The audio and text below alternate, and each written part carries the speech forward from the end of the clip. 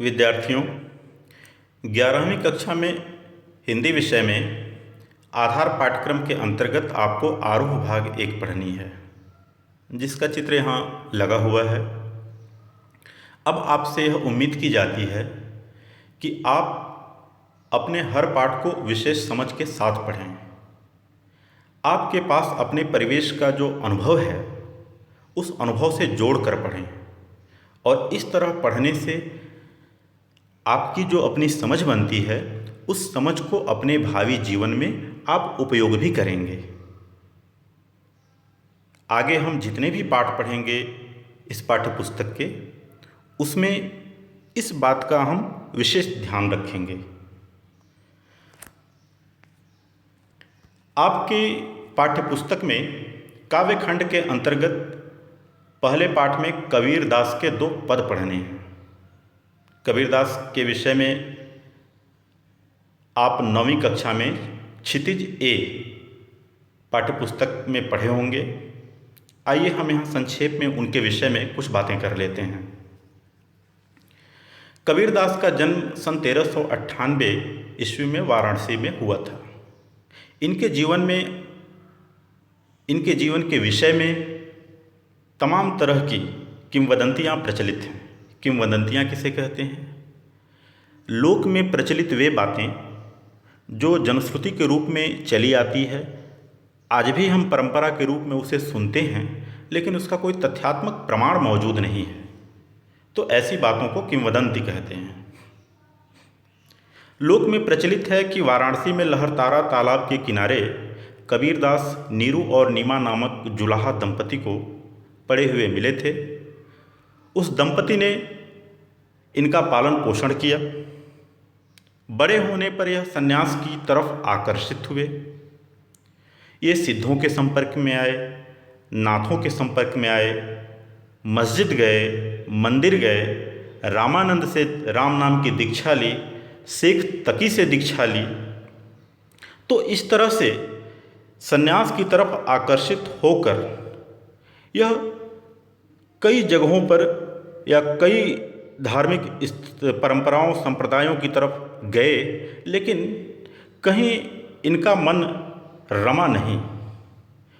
वहाँ की स्थितियों को देखकर कबीर के अंदर का अपना ज्ञान, इनकी अपनी अंतरात्मा, इनका अपना अनुभवजन्य ज्ञान इनको वहाँ टिकने न दिया और सब छोड़ छाड़ कर कबीर गृहस्थ जीवन में पुनः वापस चले आए। बुनकर का इनका अपना पारिवारिक व्यवसाय था। बुनकरी करते हुए सारा जीवन इन्होंने गृहस्थ जीवन के रूप में बिताया। और सबसे बड़ी बात यह कि गृहस्थ जीवन जीते हुए ही इन्होंने भक्ति भी की। इनकी कविताओं में, इनकी वाणी में हम बराबर यह देखेंगे कि गृहस्थ जीवन के साथ भक्ति की बड़ी निर्मल सहजता है। भक्ति के लिए संन्यास लेने की जरूरत नहीं है, कहीं संसार छोड़कर या समाज छोड़कर कहीं बाहर जाने की जरूरत नहीं है, बल्कि परिवार में रहते हुए, गृहस्थ जीवन जीते हुए भक्ति की जा सकती है। कबीर इसके सबसे बड़े प्रमाण हैं। कबीर की कथनी और करनी में एकता थी। कबीर ने जीवन भर बाह्याडंबरों का विरोध किया, इसीलिए मरते समय यह बस्ती जिला में मगहर चले गए। क्यों चले गए मगहर? क्योंकि लोक में यह प्रचलित था कि काशी में या बनारस में मरने से मोक्ष या मुक्ति मिलती है। जीवन भर गृहस्थ जीवन जिया कबीर ने काशी में, लेकिन मरते समय लोगों का भ्रम दूर हो कि नहीं, ऐसी बात नहीं है, यह बाह्याडंबर है। कबीर काशी छोड़कर मगहर चले जाते हैं। तो यह कबीर का व्यक्तित्व था। कबीर जब मरे तो ऐसा माना जाता है कि जिस चादर के अंदर ये पड़े थे, वहाँ से शव गायब हो गया, मृत शरीर गायब हो गया और उस चादर के ऊपर कुछ फूल पड़े रहे। उन फूलों को हिंदू और मुसलमान दोनों ने आपस में बांट लिया। हिंदुओं ने अपनी समाधि बनाई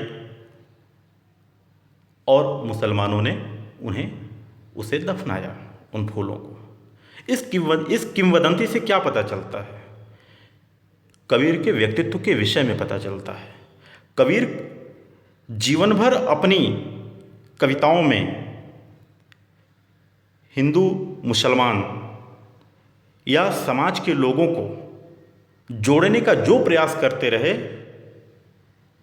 यह किंवदंती बताती है कि दोनों कबीर को बहुत प्रेम करते थे, कबीर को बहुत मानते थे, और जब ये मरे तो दोनों मिलकर इन्हें अपनाने को तैयार थे। दोनों ने अपनाया इन्हें। कबीर सबके थे। आजीवन इन्होंने जो प्रेम और मानवता की अलख जगाई, इससे यह सबके थे। इनके वाणियों में ही भेदभाव का विरोध नहीं मिलता, बल्कि इनका जीवन भी भेदभाव से परे था। इनके जीवन में केवल प्रेम और मानवता थी। इनकी रचना इनके शिष्य धर्मदास ने बीजक नाम से संकलित किया है। कबीर खुद अपने बारे में कहते हैं, मसी कागद छुयो नहीं, कलम गयो नहीं हाथ। ये अपने से कुछ नहीं लिखे। ये अपने शिष्यों को जो सुनाया करते थे, साखी, सबद, रमैनी, जो कुछ भी अपने शिष्यों को सुनाया करते थे, इनके शिष्य धर्मदास ने उसे संकलित किया है बीजक नाम से। गुरु अर्जुन देव ने आदि ग्रंथ में इनके साखी और शबद को संकलित भी किया है। इसके साथ साथ नागरी प्रचारणी सभा द्वारा सन 1988 में कबीर ग्रंथावली प्रकाशित की गई, जो जोधपुर से प्राप्त पुरानी हस्त लिखित प्रतिलिपि के आधार पर प्रकाशित की गई। तो इस तरह से कबीर ग्रंथावली में भी साखी, शबद, रमैनी और उसमें 16 राग भी जोड़े गए हैं। उसमें साखी, शबद, रमैनी के अलावा 16 राग भी मिलते हैं। तो ये इनकी रचनाएं हैं, मूल रूप से बीजक। साखी, शबद, रमैनी 3 भागों में बटी है। साखी का अर्थ होता है साक्षी, यानी इन्होंने अपने प्रत्यक्ष ज्ञान के आधार पर, अपने जीवन से अर्जित अनुभव के आधार पर, आँखों से देखने और उसे समझने और अनुभव करने के बाद दोहों में जो बात लिखी है वह साखी है। शबद इनके अपने गेय पद हैं। रमैनी में प्रायः सिद्धांत की बातें हैं, जो रामचरितमानस को आप जानते होंगे, वह चौपाई और दोहों में लिखी गई है। इसी तरह रमैनी भी चौपाइयों में है। कबीर के पहले बौद्ध धर्म की परंपरा में वज्रयान संप्रदाय के अंतर्गत कुछ सिद्ध हुए थे। उन सिद्धों ने सहज साधना चलाई थी, तो उन्होंने दोहे चौपाई की परंपरा, और उसके बाद जैन साधुओं ने भी दोहे चौपाई की परंपरा मिलती है। तो हम कह सकते हैं कि रमैनी में जो चौपाइयों वाली परंपरा है, यह कबीर ने सिद्धों से लिया होगा। तो इस तरह से बीजक, साखी, शबद, रमैनी में है।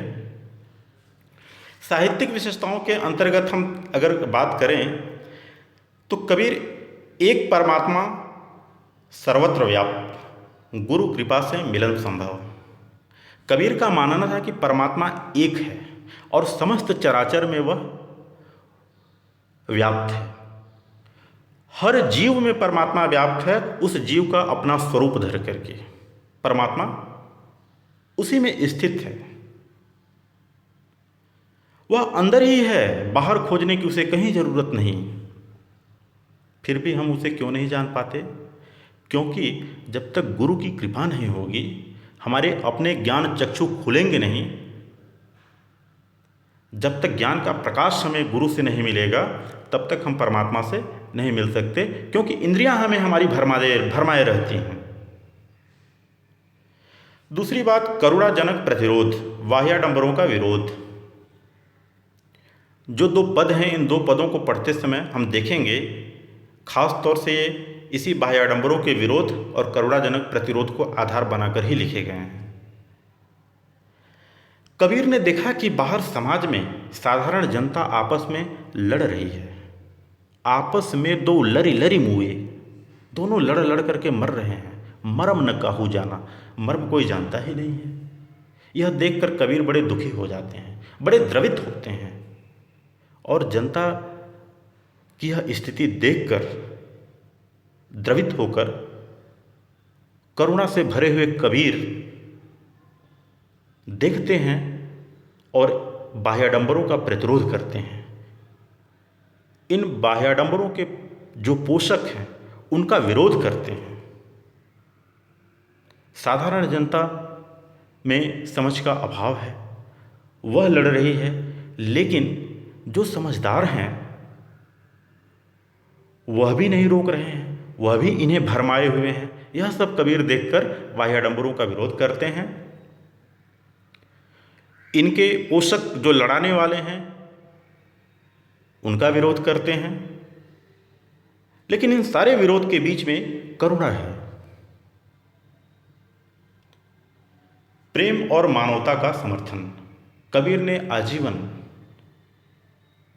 प्रेम को अपनाया, मानवता को अपनाया। और यही कारण था कि कई जगहों पर जाने के बाद प्रेम और मानवता की शुद्धता को न पाकर, कथनी और करनी की एकता को न पाकर इनका मन कहीं नहीं रमा, चले आए गृहस्थ जीवन में।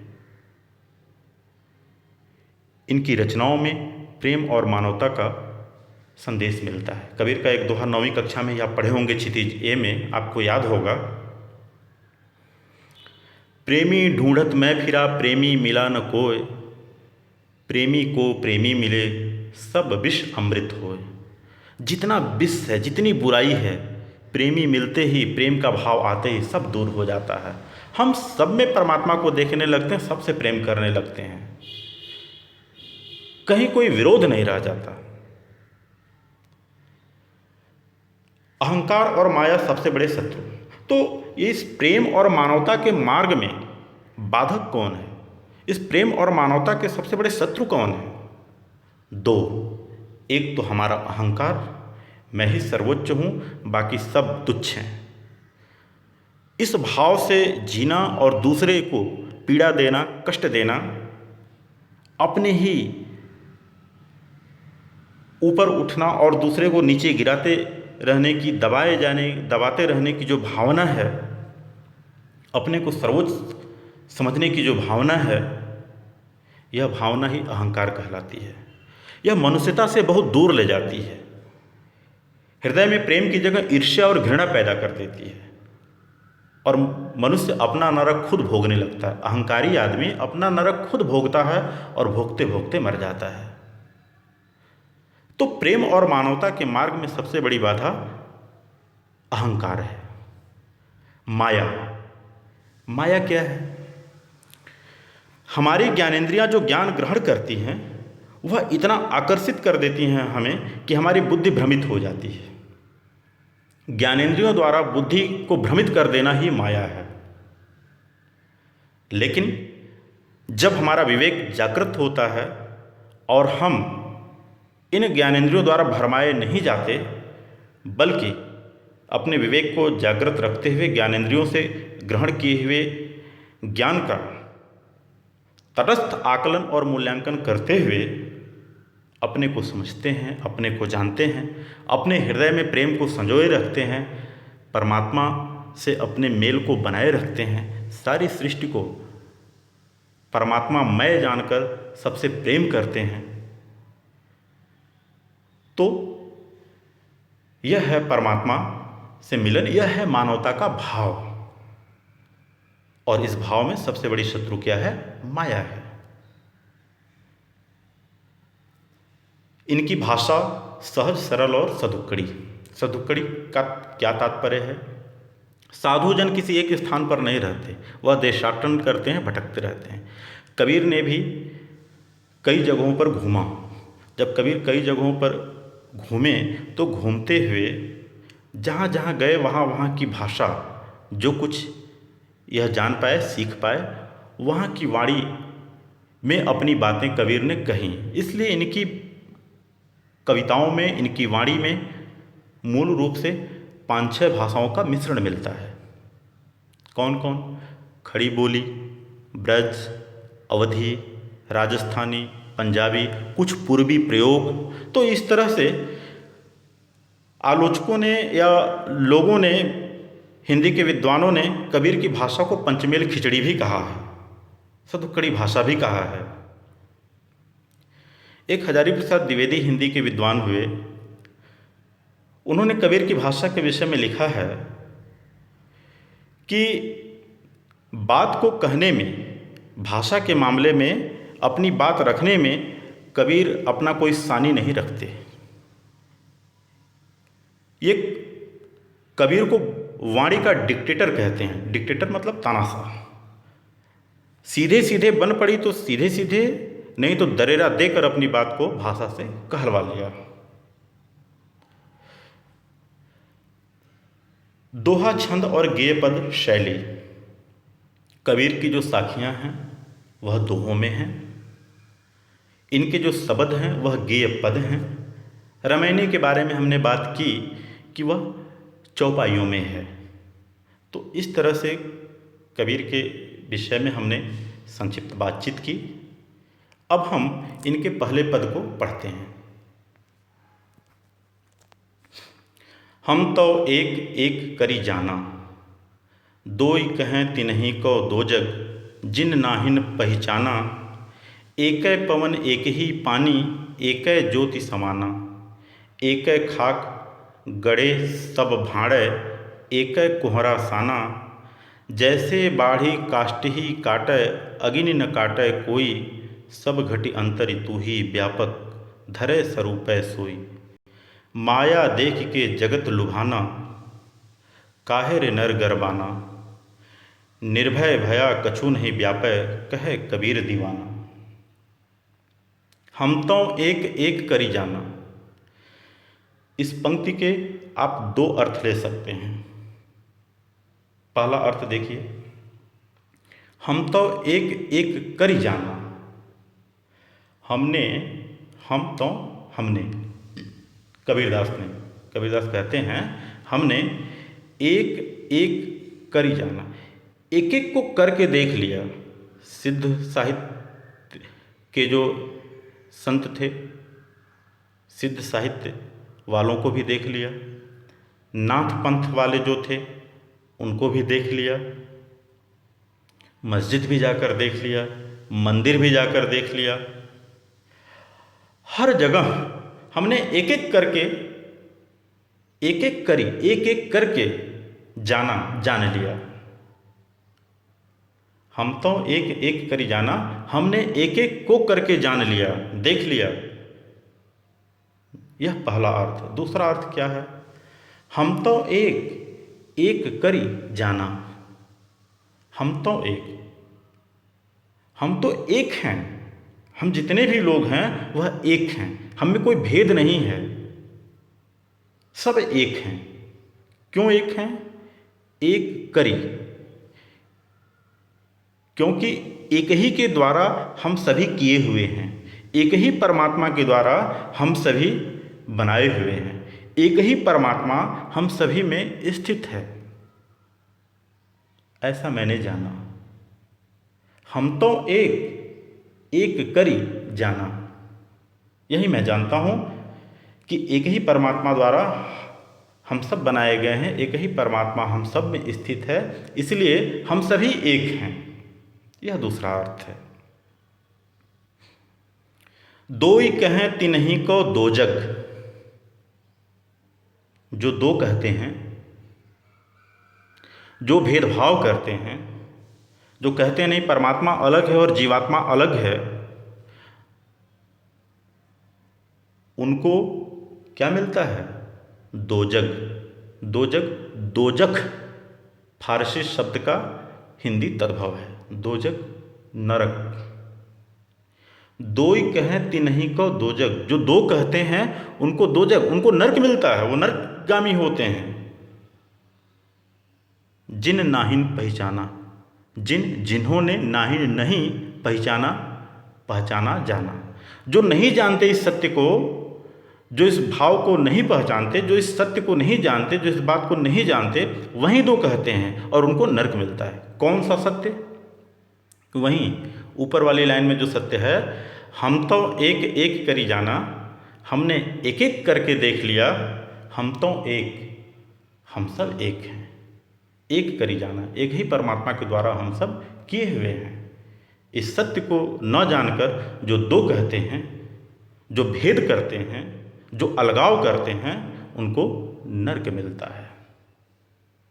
तो सारी सृष्टि में जितने भी चराचर हैं, सब में परमात्मा व्याप्त है। इस तरह से हम कह सकते हैं कि कबीरदास शंकराचार्य का जो अद्वैतवादी सिद्धांत है उसके निकट है। वही बात यहाँ कबीरदास कह रहे हैं। अद्वैतवादी सत्ता को स्वीकार करते हैं इन दो पंक्तियों में। अगली पंक्तियों में विभिन्न उदाहरणों से इसे सिद्ध भी करते हैं कि हम कैसे एक हैं। एक पवन एक ही पानी, एक ज्योति समाना। हवा एक ही है जो हम सबके अंदर है, हम सब उससे सांस लेते हैं। एक ही पानी, जल, उसका भी स्वरूप एक है जिसके सहारे सारी सृष्टि जिंदा है। एक है ज्योति समाना, एक ही ज्योति, एक ही प्रकाश, एक ही अग्नि, एक ही सूर्य की रोशनी इस पृथ्वी पर पड़ती है, जिसके सहारे हम सभी के अंदर ऊर्जा है, हम सभी का जीवन है। एक खाक गढ़े सब भाड़े, एक कोहरा साना। खाक धूल, भाड़े बर्तन, कोहरा कुम्हार कुंभकार। एक खाक, एक ही मिट्टी से, एक ही धूल से, एक ही धूल, एक ही मिट्टी को एक कोहरा साना, एक ही कुम्हार ने, यानी परमात्मा ने, एक ही कुम्हार ने, एक ही परमात्मा ने एक ही मिट्टी को साना, मिलाया, और मिलाने के बाद गढ़े सब भाड़े, जितने प्रकार के बर्तन बनाए, चाहे वो कुल्हड़ बनाया, चाहे वो कसूरा बनाया, चाहे वो प्लेट बनाया, चाहे वो घड़ा बनाया, चाहे वो सुराही बनाया, मिट्टी एक ही साना है। इसी तरह इस संसार में जितने भी प्राणी हैं, जितने भी जीव हैं, अलग अलग जातियों में बटे हुए लोग हैं। यह मनुष्य की अपनी बनाई हुई व्यवस्था है, मनुष्य की अपनी बनाई हुई देन है। परमात्मा तो एक है। जिस तरह कुम्हार एक ही मिट्टी को सानकर अलग अलग बर्तन उस मिट्टी से बनाता है, उसी तरह परमात्मा ने भी हम सभी को एक ही बनाया है। ऐसी ही भावना, एक बड़ा प्रचलित चौपाई आपने सुना होगा, क्षितिजल पावक गगन समीरा, पंच रचित यह अधम शरीरा। हमारा शरीर मिट्टी, जल, वायु, आकाश और अग्नि, इन 5 तत्वों से निर्मित है। वही बात यहाँ पर कबीर कहते हैं। जैसे बाढ़ी काष्ट ही काटे, अगिन न काटे कोई, सब घटी अंतर तू ही व्यापक धरे स्वरूप सोई। जैसे बाढ़ी, बाढ़ी मतलब बढ़ई, लुहार, काष्ट, काष्ट मतलब काठ, लकड़ी। जैसे बढ़ई लकड़ी को काटता है, उसमें निहित अग्नि को नहीं काट पाता। बढ़ई अग्नि को काटता है? नहीं काटता। वह लकड़ी काट सकता है, उसका सामर्थ्य लकड़ी काटने में है। जैसे आप अपनी कक्षा में जिस टेबल बेंच पर बैठते होंगे, पहले वह पेड़ रहा होगा, उस पेड़ को काटा गया होगा, उसे और पतला किया गया होगा और सुंदर रूप देकर आपको बैठने के लिए टेबल बेंच बना दिया गया होगा। लेकिन जलाने पर वह पेड़ भी वैसे ही जलेगा जैसे आपका टेबल बेंच जलेगा। क्यों? क्योंकि अग्नि उसमें निहित है, बस माचिस लगाने की देर है। तो जैसे बढ़ई ने पेड़ को काट दिया, लकड़ी को काट दिया, लेकिन उसमें निहित अग्नि को नहीं काट पाया। उस टेबल बेंच को घिसकर बहुत महीन कर देंगे आप, तब भी जलने का गुण उसमें मौजूद रहेगा। बस जलाने वाला तत्व होना चाहिए। ठीक उसी तरह हमारा यह शरीर है, इसे बाहर से कोई काट सकता है, बाहर से कोई मार सकता है, लेकिन इसके अंदर जो आत्मा है, जीवात्मा है, वह परमात्मा का स्वरूप है। वह कभी नहीं मरती, उस पर कोई प्रभाव नहीं पड़ता। जिस तरह लकड़ी को काटे जाने के बाद भी अग्नि उसमें निहित रहती है, इसी तरह शरीर मरता है, आत्मा उसे छोड़कर दूसरे शरीर में प्रवेश कर जाती है। आत्मा का कोई नुकसान नहीं होता, कुछ नुकसान नहीं होता। आपने गीता का नाम सुना होगा। महाभारत में भगवान श्री कृष्ण ने अर्जुन को जो उपदेश दिया है वह गीता के नाम से प्रचलित है, जानी जाती है। गीता में कुछ इस तरह की बात लिखी हुई है। वासांसि जीर्णानि यथा विहाय नवानि गृह्णाति नरोपराणि तथा शरीराणि विहाय जीर्णानि अन्यानि संयाति नवानि देहि। जिस तरह से मनुष्य अपने पुराने वस्त्रों को छोड़कर नए वस्त्र पहन लेता है, ठीक उसी प्रकार यह जीवात्मा भी पुराने शरीर को, बूढ़े शरीर को, जीर्ण शीर्ण शरीर को छोड़कर नए शरीर में प्रवेश कर जाती है।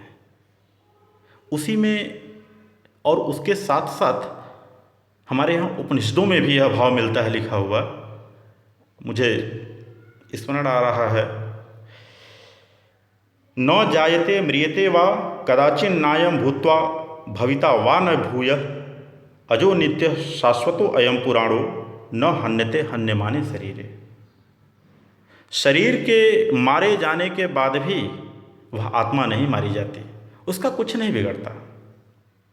तो विद्यार्थियों, वही बात कबीरदास ने यहाँ कहा है कि जैसे बाढ़ी काष्ठ ही काटे अग्नि न काटे कोई, सब घटी अंतर तू ही व्यापक धरे स्वरूपै सोई। जैसे बढ़ई लकड़ी को तो काट सकता है लेकिन अग्नि को नहीं काटता, उसी तरह आत्मा का कुछ नहीं बिगड़ता शरीर के मरने के बाद भी। सब घटी अंतर तू ही व्यापक। सब घटी, घटी मतलब शरीर, सारे शरीर के अंतर ही अंदर, सारे शरीर के अंदर, सब शरीरों के अंदर तू ही व्यापक, तू ही फैला हुआ है। कैसे? धरे स्वरूपै सोई, उसी जीव का स्वरूप धारण करके। अब जैसे मैं हूँ तो मैं यहाँ कबीर के अनुसार परमात्मा मेरा स्वरूप धारण करके मेरे अंदर ही स्थित है आत्मा के रूप में। आप सभी हैं तो परमात्मा आप सभी के अंदर आत्मा के रूप में आपका स्वरूप धारण करके स्थित हैं। इसी बात को कबीर यहाँ कह रहे हैं। कबीर का यही कहना है, सब घटी अंतर तू ही व्यापक धरे स्वरूपै सोई। अगली पंक्ति देखिए, माया देख के जगत लुभाना काहे रे नर गरबाना। माया देख के, माया के बारे में हमने बताया। इस संसार में हमारी आंखें इतना कुछ देखती हैं कि सब पा लेना चाहती हैं, इतना कुछ सुनती हैं कि बुद्धि को भ्रमित कर जाती हैं। जिह्वा ऐसी ऐसी चीज़ों के स्वाद के लिए लपकने लगती है, लार बहाने लगती है कि वह भूल जाती है, हमारी बुद्धि भ्रमित हो जाती है। हम भूल जाते हैं कि वह हमारे लिए आवश्यक है भी या नहीं, जरूरी है भी या नहीं, वह हमारे हित में भी है या नहीं। जैसे आपने देखा होगा बहुत सारे लोग नशा करते हैं। यह क्या है? यह संसार की माया है। यही माया है। ज्ञानेंद्रियों द्वारा, हमारी 5 ज्ञानेंद्रियां हैं, आँख, कान, नाक, त्वचा और जिह्वा। ये सब जब अपनी आवश्यकता से अधिक पाने की ओर लालायित हो जाएं, लिप्त हो जाएं, अपने आप को पूरी तरह भूल जाएं, उनको पाने के लिए किसी का नुकसान करने लगें, अपना नुकसान करने लगें, समाज को कष्ट और हानि पहुंचाने लगें, तो हम कहते हैं कि बेचारा माया में लिप्त हो गया। और वस्तुतः होता क्या है? माया में लिप्त होना अपना नुकसान करना है। तो भाई ज़रूरत क्या है? क्या कबीर माया में नहीं लिपटे थे? कबीर को भूख प्यास नहीं लगती थी? लगती थी। कबीर ने लिखा है, साईं इतना दीजिए यामे कुटुंब समाए, मैं भी भूखा न रहूं साधु न भूखा जाए। परमात्मा से प्रार्थना करते हैं कि बस उतना ही, जितने से न मैं भूखा रहूं, जीवन यापन की भूखा रहने से सिर्फ भोजन का ही मतलब नहीं, भोजन, वस्त्र, आवास, कपड़ा, मकान, ये सब चीज़ें आ जाती हैं उनमें, तो मैं भी भूखा ना रहूं, मेरा जीवन यापन अच्छे से चलता रहे, और मेरे दरवाजे पर कोई ज़रूरतमंद आ जाए तो उसकी भी मैं मदद कर सकूं। बस इतना दीजिए, इतनी ही ज़रूरत है। इसके बाद जो संग्रह का भाव है कि संसार की सारी संपत्ति मेरे पास ही हो जाए, हमें अवसर मिला है तो दूसरों को लूट खसोट कर हम सब अपने में भर लें। आप अखबारों में पढ़ते होंगे कि भ्रष्टाचार के कारण फलाना जेल चले गए। यह क्या है? सरकार ने अवसर दिया कि भाई आप जाकर के जनता में इन चीज़ों को बांट दीजिए, लोक कल्याण के लिए, जन कल्याण के लिए। और जब अवसर मिला बांटने का तो व्यक्ति ने क्या किया? उसको माया ने घेर लिया, और माया ने घेरा तो जनता को बांटने की जगह चुरा कर अपने घर में भर लिया। यही माया है। और माया कहाँ पहुँचा दी? माया पहुँचा दी जेल। माया देख के जगत लुभाना, लुभाना लोभ होना, यह माया ही लोभ का कारण है। हमारी ज्ञानेंद्रियाँ जितना कुछ देखती हैं सब पा जाने के लिए बेचैन हो जाती हैं, हमारी बुद्धि को भरमा देती हैं। काहे रे नर गर्वाना, प्रश्न करते हैं, पूछते हैं कबीरदास, हे मनुष्य, हे आदमी, काहे को गर्व करता है, काहे अहंकार करता है? जितना इकट्ठा करना हो कर ले, जाना खाली हाथ है। इस संसार से कोई भी व्यक्ति एक नया पैसा, यहाँ तक कि जो वस्त्र पहने रहता है वह वस्त्र, यहाँ तक कि जिस शरीर को लेकर जिंदगी भर जीता है वह शरीर भी साथ नहीं जाता। या तो वो मिट्टी में दफन होता है या आग में जल जाता है। और कुछ तो ऐसे बड़े बड़े मायावी होते हैं कि उनको दोनों नसीब नहीं होता, चिल कौवे खा जाते हैं, ऐसा भी होता है। तो कहने का तात्पर्य है कि हमें किसी चीज़ का गर्व नहीं करना चाहिए। गर्वाना, गर्व करना, अहंकार करना। हमने बताया था साहित्यिक परिचय के अंतर्गत कि कबीर प्रेम और मानवता के मार्ग में सबसे बड़ा शत्रु यदि किसी को मानते हैं तो किसको मानते हैं? माया और अहंकार को मानते हैं। कबीरदास ने एक जगह लिखा है कि अहंकारी व्यक्ति को परमात्मा कभी नहीं मिलता। परमात्मा को पाने के लिए, प्रेम को पाने के लिए अहंकार तो छोड़ना ही पड़ेगा। जब मैं था तब हरि नहीं, अब हरि है मैं नाही। जब मैं था, अहंकार था, तब परमात्मा नहीं था, हरि नहीं था। अब हरि है मैं नाही, अब परमात्मा है तो अहंकार गायब है। प्रेम के लिए भी कबीर ने यही लिखा है। क्या लिखा है? कबीर यह घर प्रेम का, खाला का घर नाही, शीस उतारे भुइ धरे, सो पैठे घर माहे। यहाँ शीस को उतार करके भुइ धरा, भुइ मतलब धरती पर धरना होता है, झुकना होता है, अहंकार को छोड़ना होता है, तब प्रेम मिलता है। निर्भय भया कछु नहीं व्यापै, कहे कबीर दीवाना। निर्भय भया, जब हम इस सत्य को जान लेते हैं, ऊपर की सभी बातों को अच्छे से समझ लेते हैं, ऊपरी सबसे पहली पंक्ति वाली बात को हम जान लेते हैं कि हम तो एक एक करी जाना, हम तो एक हैं, एक ही परमात्मा हम सबके अंदर स्थित है। जीवात्मा का कुछ नुकसान नहीं होता, मरता यह शरीर है। यह माया हमें लुभा करके भटकाए हुए है, हमारे बुद्धि को भ्रमित किए हुए हैं। जब हम यह सब बात जान लेते हैं तो क्या हो जाते हैं? निर्भय। हमारे अंदर किसी तरह का कोई भय नहीं रह जाता। निर्भय भया, और जब हम निर्भय हो जाते हैं, निर्भीक हो जाते हैं, कछु नहीं व्यापै, कुछ भी नहीं व्यापता, कोई दोष कोई बुराई हमारे अंदर नहीं आने पाती, और हम शुद्ध, निर्मल, सहज परमात्मा के प्रेमी बन जाते हैं। तुलसीदास जी ने बड़ी सुंदर बात एक लिखी है, अपने रामचरितमानस में लिखा है गोस्वामी जी ने, ईश्वर अंश जीव अविनाशी, चेतन अमल सहज सुख राशि। तो निर्भय होने के बाद किसी तरह की बुराई, किसी तरह का दोष, किसी तरह का विष, किसी तरह की दुर्भावनाएं हमारे अंदर नहीं रह जाती। हम चेतना युक्त हो जाते हैं, निर्मल हो जाते हैं, सहज हो जाते हैं। हमारे अंदर केवल परमात्मा के प्रेम का सुख ही सुख हो जाता है। माया हमें घेर नहीं पाती, हमारा कुछ नहीं बिगाड़ पाती। तीनों फांस लिए डोलती रहती है, लेकिन हमारा बिगड़ता कुछ नहीं उससे। लेकिन कब? जब हम निर्भय बन जाते हैं तब।